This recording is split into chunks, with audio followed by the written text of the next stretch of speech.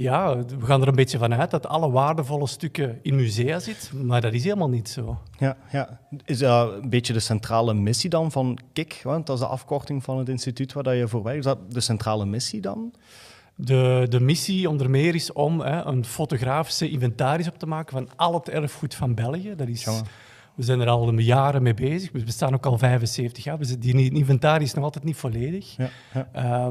Dat is inderdaad de missie om alles te documenteren, te onderzoeken en toegankelijk te maken voor iedereen. Ja. En dan is het de baan opgaan en plaatsen bezoeken waarvan er vermoed wordt of waarvan jullie eigenlijk weten, daar ligt iets interessants. Absoluut, ja. Dus hetzelfde ook. Ik ben nu met een project bezig rond houten reliekschrijnen die de beeldenstorm hebben overleefd in België.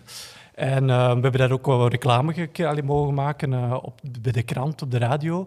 En op een gegeven moment belde ons iemand van, ja, kijk, je bent een kunstwerk vergeten. In de kerk van Hoesel bijvoorbeeld zit nog een 16e-eeuws schrijver.